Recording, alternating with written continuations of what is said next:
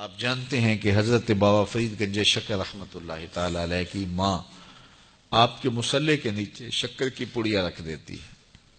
چونکہ بیٹا شکر سے پیار کرتا تھا تو کہا کہ بیٹے نماز پڑھا کرو، شکر ملے گی. تو شکر کی پڑیا چپکے سے مصلے کے نیچے رکھ دیتی. بیٹا سلام پھیرتا ہے، مصلا اٹھاتا ہے تو شکر کی پڑیا مل جاتی ہے. اللہ اکبر. امام غزالی نے لکھا ہے کہ ہر عمل پہلے ریا ہوتا ہے، پھر عادت بنتی ہے، پھر عبادت بنتی ہے. ہم پہلے دن ہی کسی کو ولی دیکھنا چاہتے ہیں، ایسا نہیں ہوتا. پہلے عمل ریا ہوتا ہے، پھر آہستہ آہستہ عادت بنتی ہے، اس کے بعد پھر عبادت بنتی ہے. تو پہلے اس کے مصلے کے نیچے پڑیا رکھ دیتی ہیں ماں. کیا آج کی ماں بیٹے کے مصلے نیچے چاکلیٹ نہیں رکھ سکتی؟ آج کی ماں اس کو نمازی بنانے کے لیے کوئی اس کو لالچ نہیں دے سکتی، کوئی ذریعہ اختیار نہیں کر سکتی؟ بابا فرید کی ماں، آج کی مائیں تو ماشاءاللہ بڑی پڑھی لکھی ہیں. اللہ اکبر. وہ تو سادہ دور تھا، لیکن سادہ مزاج ماں اپنے بیٹے کو ولی دیکھنا چاہتی ہے. آج کی ماں اپنے بیٹے کو ڈاکٹر دیکھنا چاہتی ہے، انجینئر دیکھنا چاہتی ہے، اچھا بزنس مین دیکھنا چاہتی ہے. میں کہتا ہوں بنے، ہمیں خوشی ہے، لیکن سب سے پہلے ماں یہ سوچے کہ میں اپنے بیٹے کو عاشق رسول دیکھنا چاہتی ہوں، میں اپنے بیٹے کو اچھا انسان دیکھنا چاہتی ہوں، اچھا مسلمان دیکھنا چاہتی ہوں. باقی صفات بھی اس میں پیدا ہوں، لیکن جو بنیادی صفت ہے وہ بچے کے اندر کوٹ کوٹ کے بھر دی جائے. تو حضرت بابا فرید کی ماں پڑیا رکھ دیتی ہے شکر کی. اللہ اکبر. ایک دن کہیں گئی تھی، واپس پلٹی تو راستے میں ہی لیٹ ہو گئی.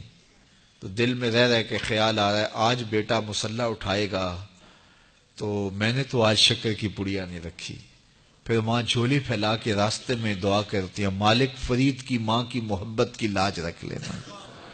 اس نے یہ ایک طریقہ، ایک حکمت، ایک ہیلا کیا ہے اپنے بچے کو نمازی بنانے کا. مالک فرید کی ماں کی لاج رکھ لینا.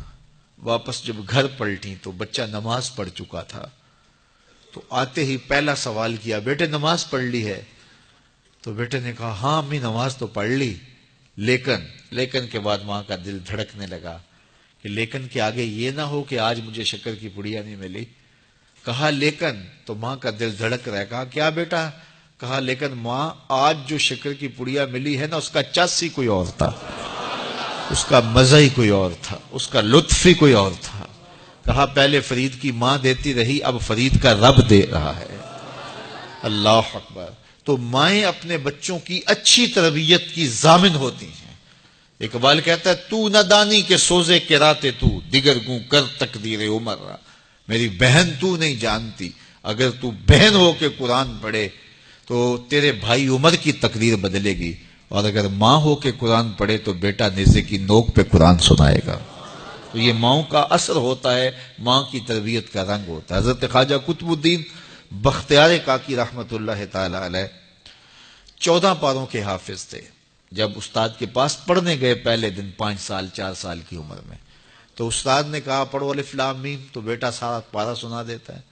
کہا چلو بیٹا پڑھو سیقول السفہاء، تو وہ بھی پورا پارا سنا دیتے ہیں. تلک الرسل فضلنا، پورا پارا سنا دیتے. 14 پارے یوں سنا دیتے ہیں. کہا مجھے یہاں سے پڑھاؤ سبحان الذی اسری بعبدہ. تو استاد حیرت سے کہتا ہے بیٹے جہاں سے 14 پارے حفظ کیے ہیں اسی درسگاہ سے باقی 16 بھی حفظ کر لیتے.